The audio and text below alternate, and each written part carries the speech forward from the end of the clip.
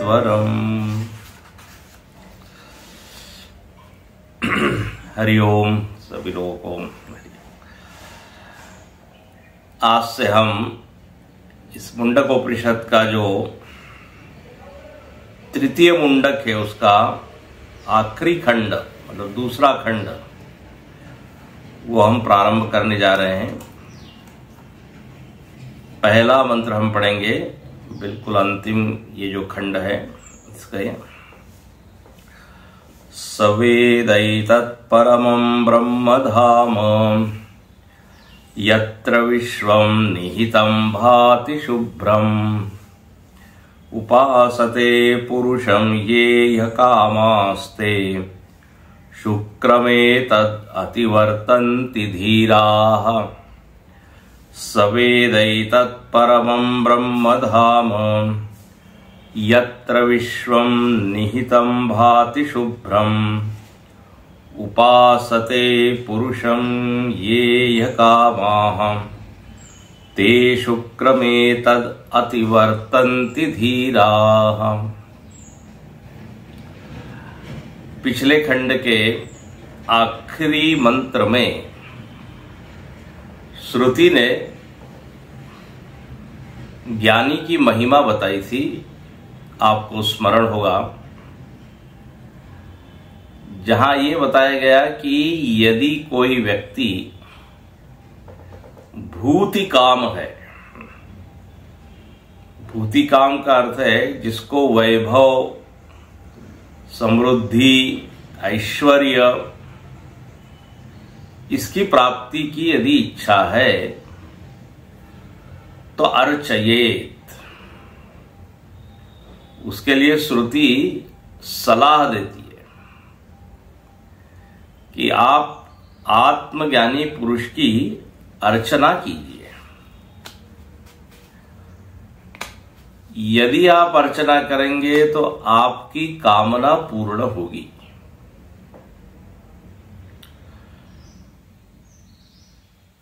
तम तम लोकम जयते तांश्च कामान, उस लोक की प्राप्ति उसको हो जाती है, उसको वो जीत लेता है। जिस लोक की इच्छा है, लोक का अर्थ है जो भी फल वो चाहता है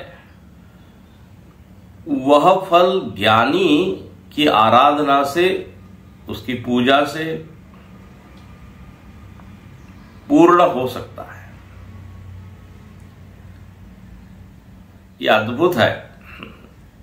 ये विज्ञान बड़ा रहस्यमय है। प्रायः व्यक्ति कामना करता है और कामना उसके मन में आती है तो कामना को पूर्ण करने के लिए कर्म का वो सहारा लेता है, ज्ञानी का सहारा नहीं लेता, कर्म का सहारा लेता है। और फिर प्रक्रिया ये है कि कर्म करने के बाद एक अपूर्व बनता है। इसके ऊपर हम चर्चा पीछे कर चुके हैं, लेकिन आपको याद करा देते हैं क्योंकि काफी दिनों के बाद हम लोग मिल रहे हैं। तो कामना है, कामना से कर्म होता है, कर्म से एक अपूर्व की निर्मिति होती है। अब ये बड़ा टेक्निकल शब्द है। अपूर्व को ही कहते हैं अदृष्ट। कर्म तो होता है दृष्ट, कर्म तो हमारे सामने है, कर्म तो काल परिच्छिन्न होता है। कर्म की शुरुआत भी हम करते हैं और हमको ये भी ज्ञात होता है कि यहां पे हमने एक कर्म पूरा कर दिया। लेकिन अब कर्म करने के बाद जो फल आता है, कर्म और फल के बीच में समय लगता है। वो कर्म का परिपाक होता है और फिर फल मिलता है। तो ये जो बीच की स्थिति है इसको कहते हैं अपूर्व। सीधे कर्म से फल नहीं मिलता,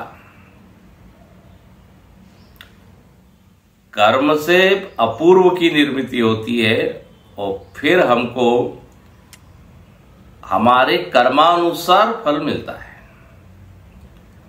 शरीर मिलेगा, परिस्थिति मिलेगी, परिवार मिलेगा, संपत्ति मिलेगी, सुख मिलेगा, भोग मिलेंगे, रोग मिलेंगे,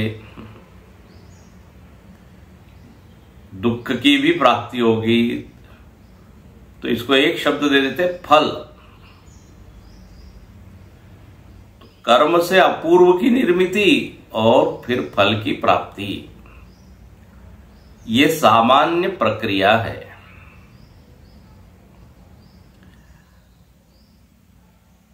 अब कामना सब में होती है, लेकिन कई बार कर्म करने की शक्ति उतनी नहीं होती। ध्यान से सुनना, कामना बहुत बड़ी है और उतनी सामर्थ्य अपनी है नहीं। तो फिर क्या, इसका उपाय क्या है? ऐसा नहीं होता कि कर्म करने की शक्ति नहीं है तो हम कामना ही छोड़ दे। ना ना, वो तो बड़ा कठिन होता है। कामनाएं तो है, अब बोले कैसे पूरी करें इसको?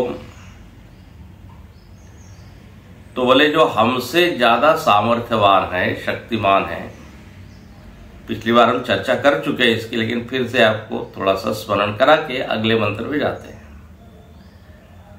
जो ज्यादा सामर्थ्यवान है, जो उस कामना को पूर्ण करने में समर्थ है, बोले आप उसका सहारा लीजिए, उसकी मदद लीजिए। अब उसकी मदद ले मतलब क्या करें? तो बोले उसकी सेवा कीजिए, उससे प्रार्थना कीजिए, उसको प्रसन्न कीजिए, उसकी आराधना पूजा कीजिए। तो इसका फल ये होगा कि वो आशीर्वाद देने के लिए तैयार होगा और तब आप उसके सामने अपनी कामना को रख सकते हैं या रखना चाहिए। और उसके हृदय में यदि कामना स्थानांतरित हो गई, उसने हमारे लिए यदि संकल्प कर लिया, तो यहां श्रुति कहती है कि आपकी कामना पूर्ण होगी। अब ये हम प्राय भगवान के साथ करते हैं, भगवान के सामने अपनी कामना प्रस्तुत कर देते हैं और उसके लिए आवश्यक जो क्या है, पूजा इत्यादि करते हैं। अब वही बात यहां पर कहते हैं ज्ञानी के लिए आप कीजिए। ज्ञानी मतलब जो सर्वात्म भाव में प्रतिष्ठित है, जिसका तादात्म्य संपूर्ण से है। तो बोले आपने यदि कामना उसके मन में डाल दी, अपने व्यवहार से, अपने आचरण से, तो वो प्रक्रिया अपने आप हो जाती है, फल आपको मिलेगा, ऐसा श्रुति कह रही है। और जब ऐसा फल मिलता है तभी आप कहते हैं ये कृपा है, गुरु की कृपा है। जहां हम अपना कोई कर्तृत्व देखते नहीं है, बोले हमने तो केवल प्रार्थना की थी, उन्होंने फल हमको दिया, हमने कर्म भी नहीं किया उतना होते, क्योंकि ताकत ही नहीं है उतना फल प्राप्त करने की। भूति कामा, खूब वैभव ऐश्वर्य चाहिए और हमारे में उतनी ताकत है नहीं, तो केवल कर्म से वो उचित फल मिल जाए, ये तो अपने बस की बात दिखती नहीं है। तभी फिर यहां पर कहते हैं आप ज्ञानी के शरण में जाइए। आपको पीछे हमने बताया था, कामना से कर्म, कर्म से अपूर्व, अपूर्व से फल। तो इसको आप एक शब्द देते हैं, प्रकृति का परिणमन होता है और फल मिलता है। एक शब्द है प्रकृति परिणमन। प्रायः इसके कर्ता हम होते हैं। मेरे मन में कामना थी, मैंने कर्म किया, तो देखो मैंने मेहनत की और ये फल पाया। लेकिन जब ये ज्ञानी के द्वारा होता है या ईश्वर के द्वारा होता है, तो वो प्रकृति परिनिमित करने में हमारा कोई रोल नहीं, हमारी कोई भूमिका नहीं। हमको मालूम है शरीर मिला, परिस्थिति मिली, ये प्रकृति का परिणमन है, लेकिन हमने कोई ठोक बजा के शरीर तो बनाया नहीं, जैसे मकान बनाते हैं। ये परिस्थिति हमने बनाई, ये तो हमको लगता नहीं, बोले हमको ये प्राप्त हो गई, बड़ी बड़ी कृपा है, बहुत कृपा है। तो ये जो परिणमन की प्रक्रिया है, इसके कर्ता जब हम नहीं होते, तब हम ये मान पाते कि ये ज्ञानी की उपासना का फल है। हमने देखो उनके सामने अपनी इच्छा रखी और उन्होंने पूर्ण की। तो यहां पर ये एक अद्भुत बात, नई बात बताई है। सकामी व्यक्ति को, मतलब उसके बाद ये भी एक तरीका है अपनी कामना को पूर्ण करने का। कोपि नवीन मार्ग, ये बिल्कुल नवीन मार्ग है।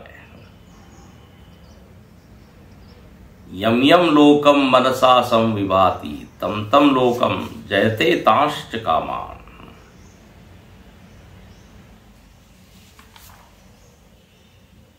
ये उपासना का यही सिद्धांत है, पीछे हम ये बता चुके हैं। अब ये जो अगला मंत्र है, अच्छा इसमें और आप विचार कीजिए। जब आपकी कोई इच्छा होती है और आप देखते कि हमारे से तो पूरी नहीं होगी,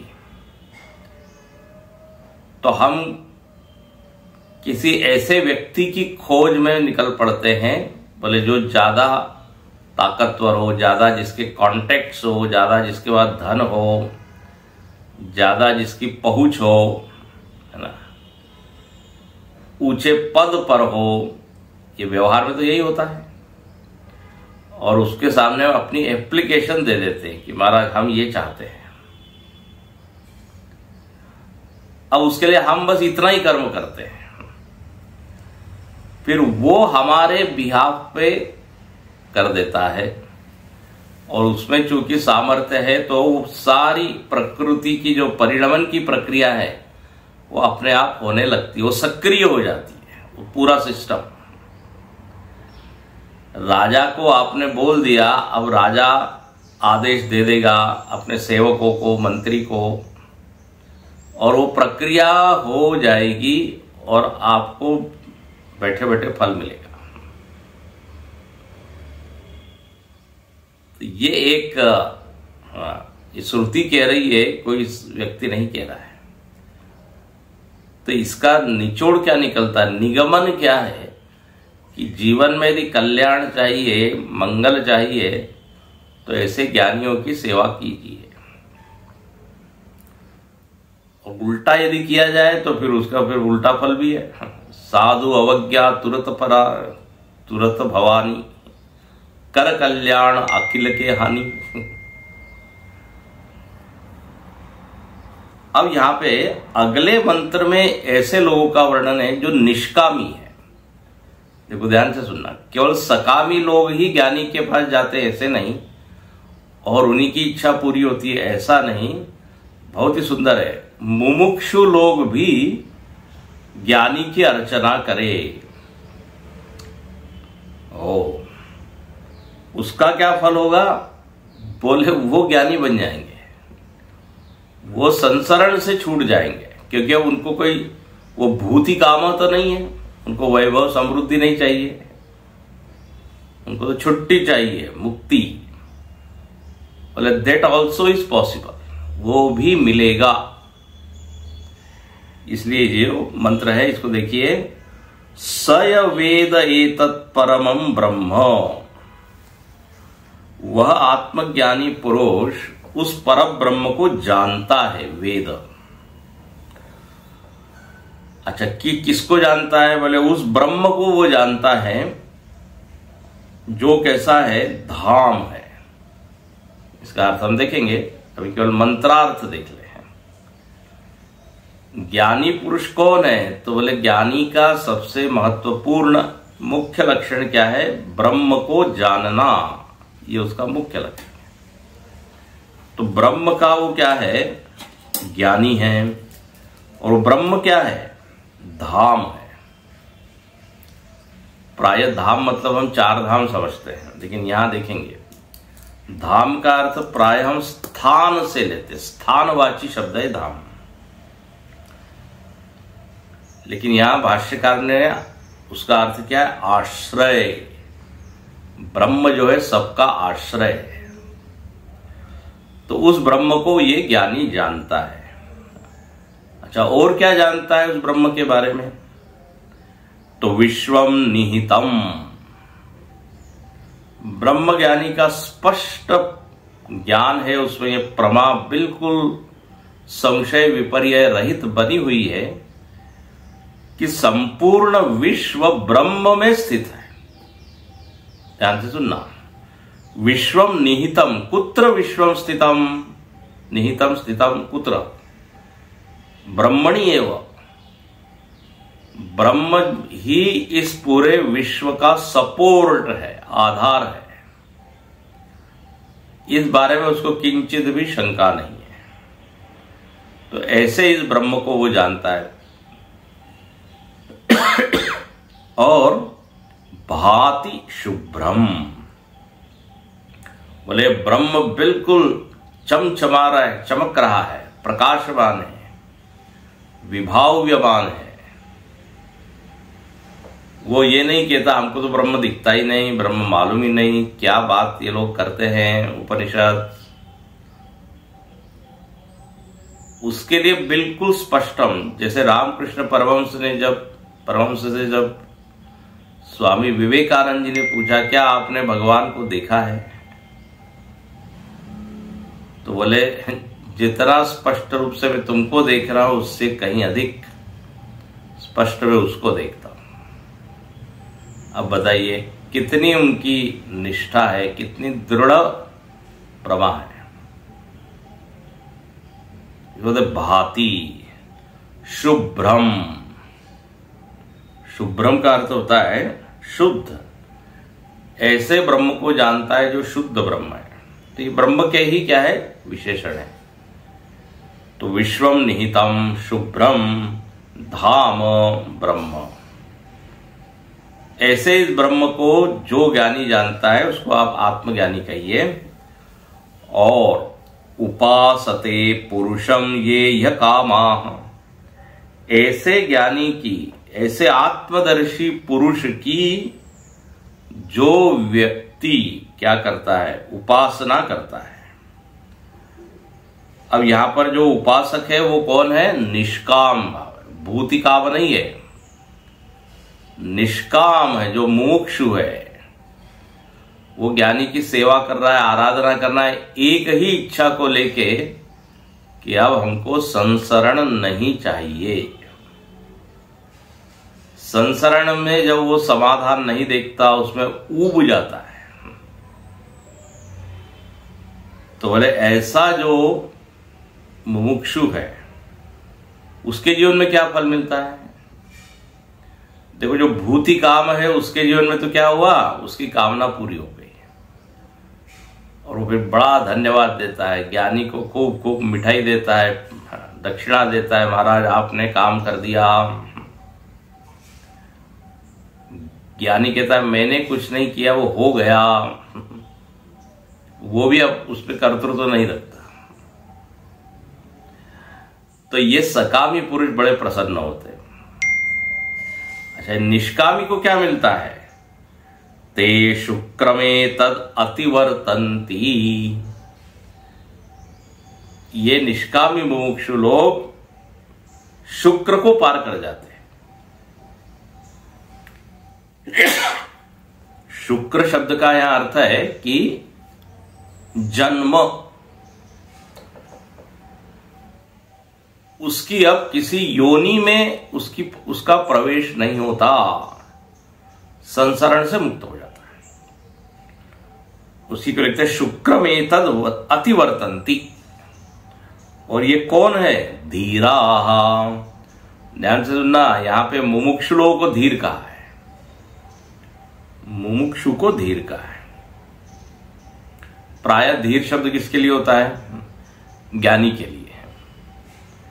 लेकिन ते ते धीराः शुक्रम अतिवर्तन्ति। कैसे वो संसरण से मुक्त होते? उपासते, ज्ञानी की उपासना की। बहुत ही बढ़िया ये श्लोक है। मतलब ऐसा है, ज्ञानी के पास सकामी और निष्कामी दोनों लोग आते हैं। हमारे स्वामी जी ने इसके लिए बड़ा अच्छा उदाहरण दिया। सुंदरकांड में एक प्रकरण आता है, जब सारे वानर लोग सीता जी की खोज में निकले हैं।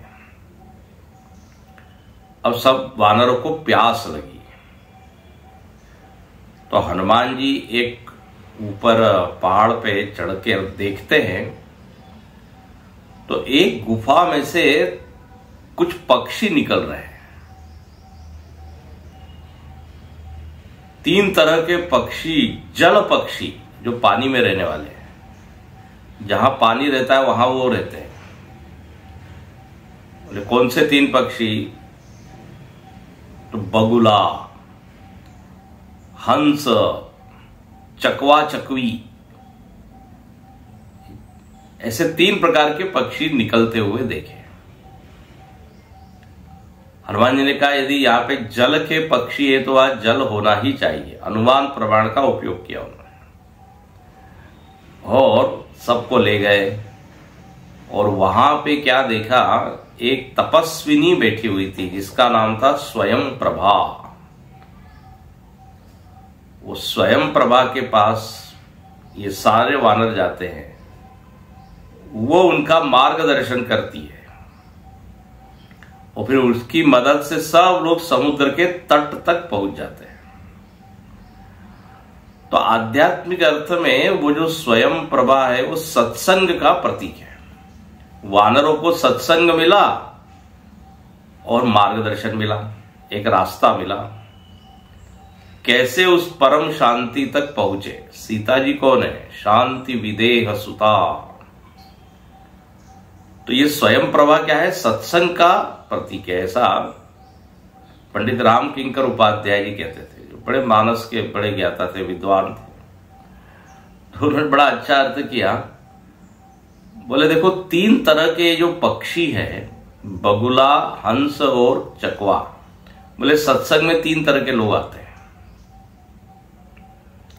संतों के पास, ज्ञानियों के पास ये 3 पक्षी। बगुला, बगुला मतलब क्या है? दंभी लोग,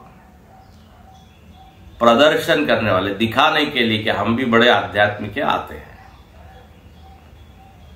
उनका कोई प्रयोजन भगवत प्राप्ति इत्यादि नहीं, प्रदर्शन। दूसरे आते हैं चकवा चकवी। ये चकवा चकवी मतलब ये सकामी है, जिनकी अभी हमने चर्चा की। हमको ये दीजिए महाराज, ये चाहिए, लड़का ठीक नहीं, लड़की ठीक नहीं, जॉब नहीं, सम प्रॉब्लम्स। तो अपनी कामनाओं को लेके वो आते हैं। तो चकवा ये उसका प्रतीक। और कुछ हंस होते हैं, मुमुक्षु है, विवेकी है, जो आत्मा और परमात्मा का स्वरूप पूछते हैं कि आत्मा मतलब क्या, और माया मतलब क्या, और ब्रह्म यानी क्या। तो हो गए ना, कोई सकामी, कोई निष्कामी, कोई ढोंगी। गुरुदेव बड़ा अच्छा कहते थे, बोले आप यदि अपनी ज्यादा सिद्धियां बताते रहेंगे तो आपके आसपास ये सकामी लोग ही इकट्ठे हो जाएंगे। कहते you will be surrounded by all this people who have got many desires. Swami ji ये इच्छा पूरी कीजिए, हमको ये कामना है। बड़े बड़े संतों के पास भीड़ हम देखते हैं। बोले क्यों? बोले बस उनको यदि आप क्या प्रणाम कर ले, उनकी पूजा कर ले तो इच्छा पूरी। गुरुदेव कहते थे you will be surrounded bye these people. लेकिन यदि आप चाहते हैं कि आप मुमुक्षु के द्वारा घिरे रहो, आपके आसपास मुमुक्षु साधक आत्मज्ञान के जिज्ञासु लोग हो, तो बोले ज्यादा आप अपनी सिद्धियां भी बताइए। हम तो देखते थे गुरुदेव के आसपास तो मुमुक्षु लोग ही होते थे, सत्संग वही करते थे, वही प्रश्न पूछते थे। 4 बजे बाहर बैठते थे सिद्धवाड़ी में, किसी को पुनर्जन्म का प्रश्न है, किसी को धर्म के बारे में, किसी को आत्मा के बारे में। तो ऐसे मुमुक्षु लोग उसके आसपास रहते हैं, हंस लोग। जैसे भगवान शंकर का भी वर्णन है, सिद्ध तपोधन जोगी जन। कैलाश में जब भगवान शंकर बैठते हैं तो उनके आसपास ऐसे बड़े बड़े लोग बैठते हैं, तपस्वी लोग, और राम कथा पूछते हैं, राम जी का क्या स्वरूप है ये बताइए। काम कथा नहीं, राम कथा। तो यहां पर उन्हीं का वर्णन है। तो हम चकवा चकवी बन के जा रहे हैं या हंस बन के जा रहे हैं, ये हमको देखना चाहिए। ज्ञानी तो दोनों के लिए उपलब्ध है, दोनों की इच्छा ही पूर्ण करने वाला है। तो यहां पर देखते हैं भाष्यकार क्या लिखते हैं, ततः पूजार्ह एव असौ। बोले ये पूजा के योग्य है। कौन? ये ज्ञानी। क्यों पूजा के योग्य है? क्योंकि यस्मात् स वेद, क्योंकि वह जानता है। किसको जानता है? ब्रह्म को जानता है। ब्रह्म के बारे में उसका ज्ञान स्पष्ट होने से वो पूजनीय है, वर्णीय है। भाई पूजा के योग्य तो वही होता है ना जिसने कोई उपलब्धि हासिल हो। दुनिया में भी आप देखते हैं उसी की पूजा होती है जिसने अपने क्षेत्र में कुछ कमाया है। संगीतकार लोग अपने गुरुओं की पूजा करते हैं, कलाकार लोग अपने जो जिनसे कला मिली है उनके लिए वही भगवान होता है। कोई खिलाड़ी है उसके लिए वो कोच ही पूजार्ह है, पूजनीय है, क्योंकि उस क्षेत्र का वो ज्ञाता है। यहां पर कहते हैं कि ये तो संपूर्ण का ज्ञाता है, और उसके लिए कुछ चीज बची नहीं जिसको कि वो जानता न हो। ब्रह्म को जान लिया तो फिर क्या है। तो स वेद जानाति, किम जानाति इति एतद यथोक्त लक्षणम ब्रह्म। उक्त लक्षण वाला ब्रह्म, जो पीछे लक्षण बताए हैं ब्रह्म के, उन सारे लक्षणों को वो जानता है। और यहां पे क्या ब्रह्म का लक्षण बताया? लक्षणम ब्रह्म परमम उत्कृष्टम। जो परम है, जो उत्कृष्ट है। परम का अर्थ क्या? उत्कृष्ट। श्रुति में शब्द है परमम, भाष्यकार उसका अर्थ कहते हैं उत्कृष्टम। इससे कोई बढ़िया चीज नहीं, श्रेष्ठ। श्रेष्ठ है इसलिए क्योंकि सबसे अधिक आनंद इस ब्रह्म की प्राप्ति में ही है। जिस चीज के लिए हम परेशान है वो यही मिलने वाली है। तो प्रत्यक्षावगमम धर्मम सुसुखम कर्तुम अव्ययम, गीता के 9वें अध्याय में राज विद्या की स्तुति करते हैं। बोले ब्रह्म विद्या बढ़िया वाली विद्या है, क्योंकि इससे जो सुख मिलता है वो उत्कृष्ट है, श्रेष्ठ है। तो परमम, ब्रह्म स्वयं परमम है तो मिलने वाला सुख भी परमम है। तो उत्कृष्टम धाम, ये ब्रह्म क्या है? तो बोले धाम है। धाम का अर्थ क्या किया भाष्यकार ने? सर्व कामानाम आश्रयम आस्पदम, सारी कामनाओं को दिलाने वाला। यहां पे देखिए लेन देन की बात हो रही है, इसलिए यहां पर आश्रय शब्द का अर्थ है कामनाओं का आश्रय। हालांकि वो सबका ही आश्रय है, लेकिन यहां जानबूझ के शब्द डाला कामना, क्योंकि प्रकरण क्या चल रहा है, आपकी इच्छा पूरी होगी। तो बोले इच्छाओं का आश्रय है, बहुत ही बढ़िया। और यत्र विश्वम निहितम, अब इसके ऊपर भाषा रहते हैं। यत्र मतलब यस्मिन, यस्मिन ब्रह्मणि, जिस ब्रह्म में, विश्वम, विश्वम का अर्थ किया समस्तम। देखो शब्द के आगे आप श्रुति का शब्द देखिए, उसके आगे जो शब्द है वो भाष्यकार का है। तो यस्मिन, यत्र का अर्थ किया यस्मिन, जिसमें, जिसमें मतलब जिस ब्रह्म में, ब्रह्मणी, धामनी, उस धाम में विश्व समर्पित है, निहित है। तो विश्व का अर्थ क्या, समस्तम जगत, समस्तम जगत निहितम, निहितम मतलब समर्पितम। इसका अभिप्राय क्या है, विश्व जो है वो विश्व में स्थित नहीं है। विश्व कहां स्थित है, ब्रह्म में। ध्यान से सुनना, यह आकाश कहां स्थित है। हम कहते हैं आकाश आकाश में स्थित है, पृथ्वी पृथ्वी में स्थित है, बोले ऐसा नहीं। आकाश ब्रह्म में स्थित है, पृथ्वी ब्रह्म में स्थित है, मन मन में स्थित है, ऐसा हम लोग, या मन शरीर में स्थित है ऐसा बोल देते हैं। अरे लेकिन शरीर और मन दोनों कहां स्थित है, ब्रह्म में। देश कहां स्थित है, बोले देश देश में स्थित है। नो, देश आदेश में स्थित है। काल कहां स्थित है, अकाल में। जो काल नहीं है, काल से परे है, उसमें काल स्थित है। तो इस तरह से जगत का अधिष्ठान या आधार विश्व ब्रह्म है। अब चूंकि हमारा ध्यान जगत की चीजों पर ज्यादा होता है, तो ये बात पकड़ में नहीं आती कि इसका भी कोई आधार है, इसका भी कोई अधिष्ठान है। यदि हम इस जगत को अध्यास रूप समझ जाए, ध्यान से सुनना, अध्यास रूप समझ जाए, मिथ्या रूप से यदि समझ ले, तो ये स्वीकार करने में दिक्कत नहीं होगी कि इसका एक अधिष्ठान है जो इससे अलग है। जैसे एक बार यदि हम समझ गए कि ये सर्प मिथ्या है, तो ये मानने में ज्यादा दिक्कत नहीं होगी कि इसका आधार रस्सी है। विचार कीजिए इस पर। अब जगत में इतनी सत्य बुद्धि बनी हुई है कि इसका भी कोई अधिष्ठान है, ये बात कभी मन में आती नहीं, बल्कि लगता यह है कि जगत ही सारी चीज का अधिष्ठान है।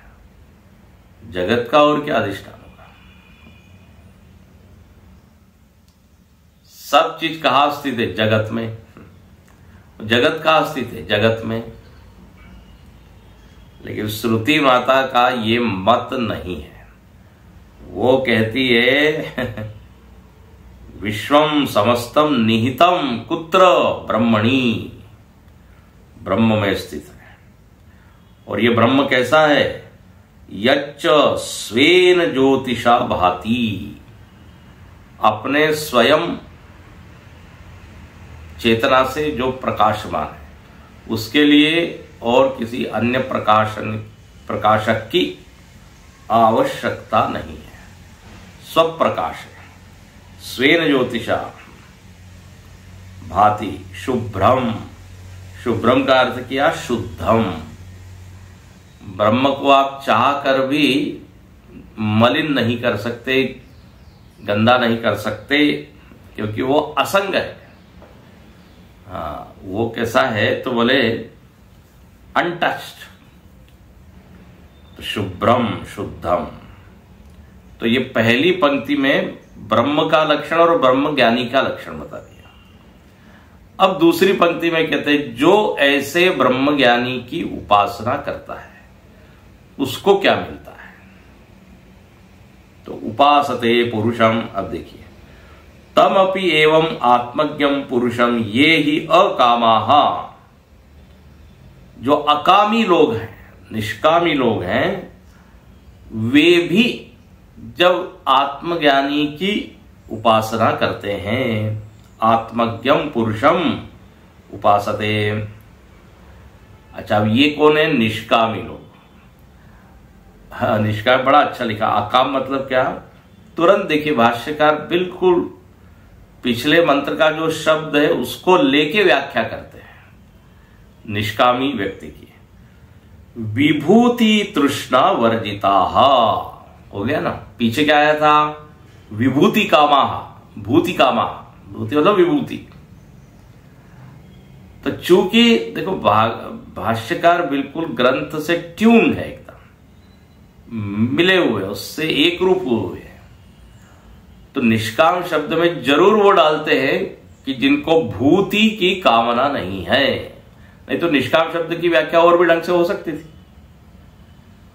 लेकिन यहां पर उन्होंने पिछले मंत्र से जोड़ते हुए बोल दिया कि जिसमें वैभव की कोई तृष्णा नहीं रही, तृष्णा वर्जिता, विभूति तृष्णा वर्जिता, मतलब जिसने अपने जीवन का ध्येय वैभव, समृद्धि, ऐश्वर्य ये रखा ही नहीं। बोले वहां पे हमने देख लिया है जो चीज हम चाहते वो वहां मिलने वाली नहीं है, तो क्यों उस रास्ते पर जाए जो मिलेगा ही नहीं उससे। उस ट्रेन में क्यों बैठे जिससे आप अपने गंतव्य पर पहुंचे ही नहीं। तो इसलिए बड़ा अच्छा अर्थ किया, विभूति तृष्णा वर्जिता मुमुक्षवः। देखिए अकामी शब्द का अर्थ कर दिया मुमुक्षवः संत, ऐसे मुमुक्षु लोग उपासते, उपासना कर रहे हैं। अच्छा, अब उपासना प्राय हम किसकी करते हैं? भगवान की उपासना करते हैं, अपने आराध्य की, अपने इष्ट की, शिव जी की, राम जी की, हनुमान जी की, देवी की। लेकिन यहां पर क्या लिखते हैं? परम इव सेवन्ते। वाह वाह, परम बोले जैसे हम परमात्मा को परम मानते हैं और उसकी सेवा करते हैं, तद्वत तद्वत वो ज्ञानी की सेवा करते हैं। हम जो बोलते हैं गुरुर् ब्रह्मा गुरुर् विष्णु गुरुर्देवो महेश्वर गुरु साक्षात परब्रह्म, बस इस श्लोक को जी रहे हैं। यस्य देवे पराभक्ति यथा देवे तथा गुरौ, कहते जैसी अपनी भक्ति अपने देह में होती है, देह में जितना प्रेम और समर्पण, उतना ही समर्पण, उतना ही प्रेम भक्ति किसमें? देव में। तो आपकी समर्पण बुद्धि कहां शिफ्ट हो गई?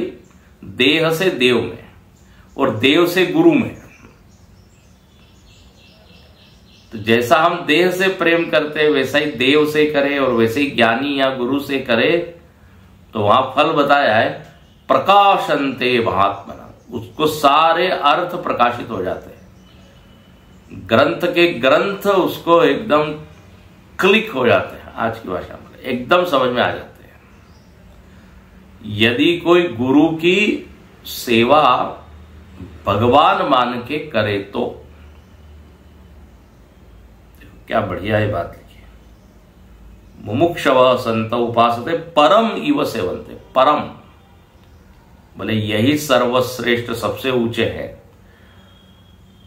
तो ऐसा यदि उसने किया तो इसके जो में क्या परिणाम हुआ?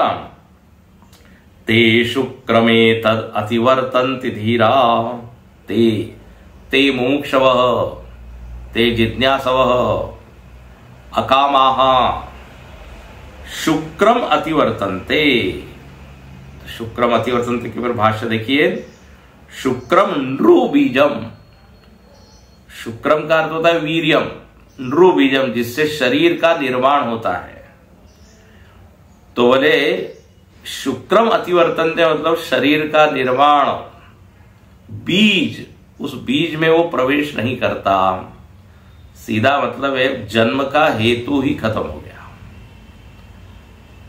जन्म मरण से मुक्ति।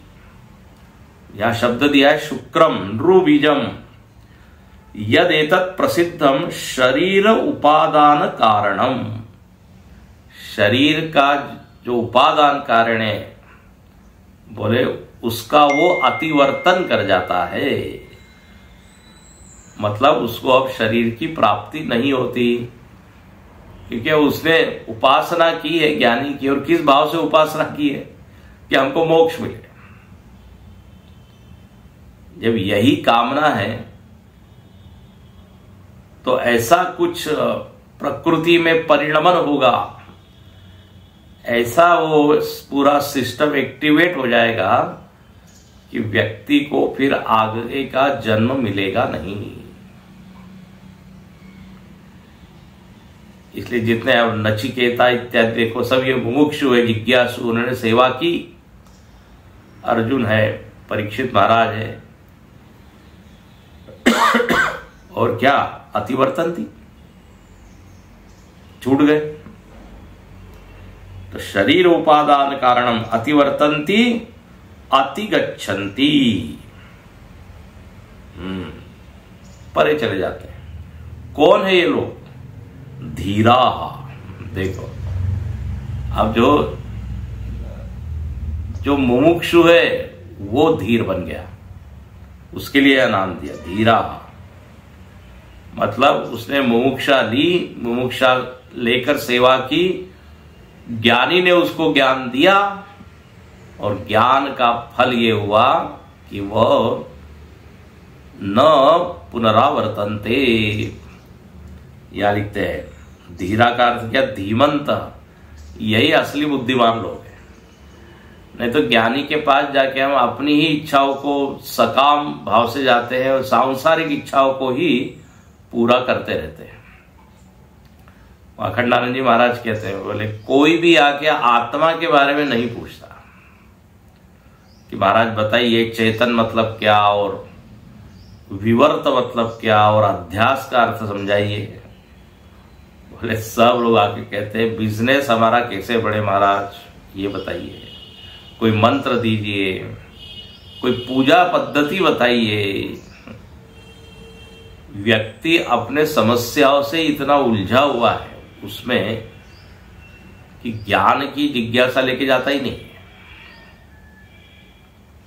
बीमारियां हैं, संकट है, बहुत ही कम लोग मुमुक्षु बनकर ज्ञानी के पास जाते हैं। यहां पर कहते हैं जाते हैं जो लोग उनको फल मिलता है। न पुनर्योनिम प्रसरपंती, फिर से उस गर्भ में वो प्रवेश नहीं करते, उदर में, मतलब फिर से जन्म उनका नहीं होता। सर्गे पिनोपि जायन्ते प्रलये न व्यथन्ति च। सृष्टि जब होती है तो सारे जीव प्रकट होते हैं, लेकिन अब ये जीव क्या है, इसकी तो मुक्ति हो गई। नहीं तो बाकियों के पास तो कामना और कर्म का इतना भंडार है, वो जो है उसको धक्का दे दे, चलो अब इस शरीर में आपको आना है, फिर इस परिवार में लेना है, फिर इस परिस्थिति में, इस देश में, इस काल में। हम ही ने तो ये सब अपने लिए क्रिएट किया है।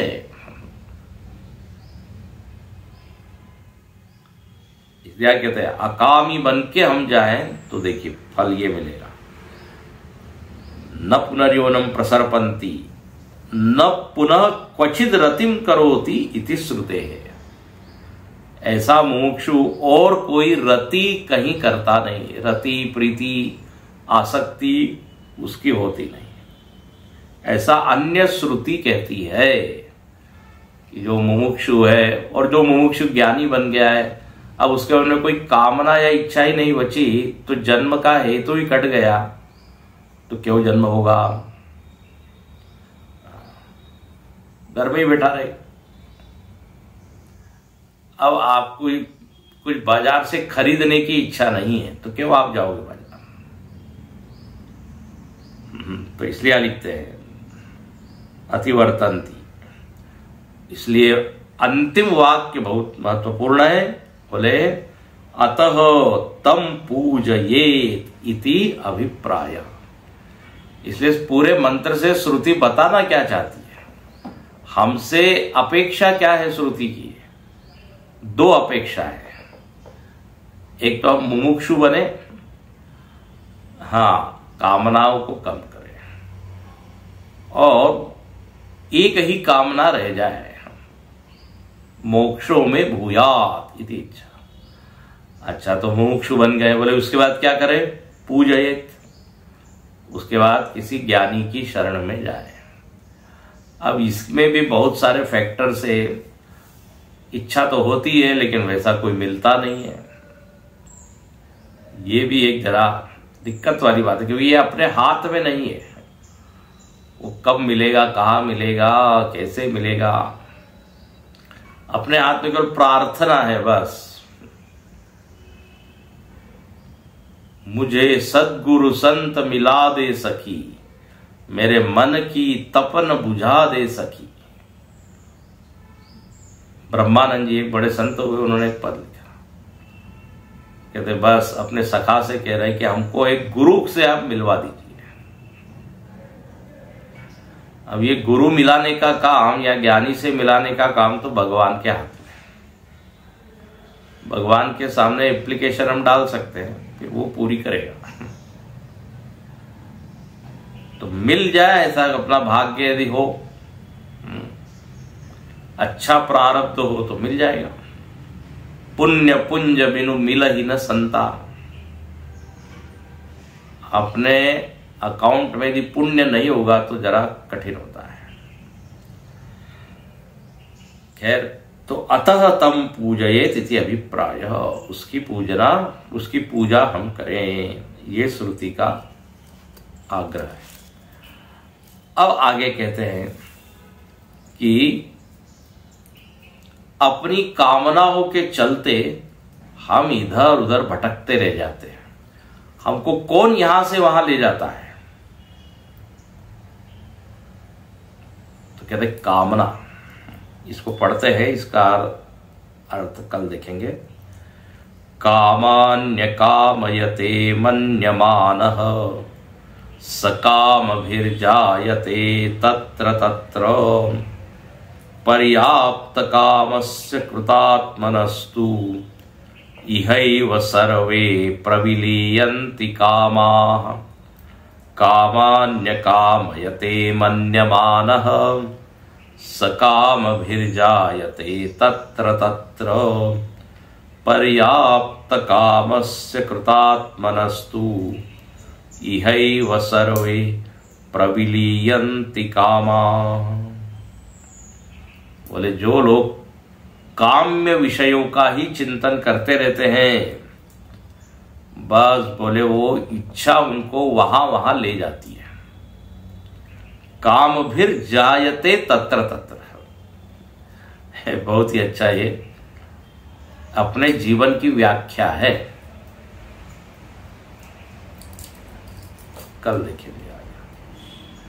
ओम पूर्णमदः पूर्णमिदं पूर्णात् पूर्णमुदच्यते पूर्णस्य पूर्णमादाय पूर्णमेवावशिष्यते।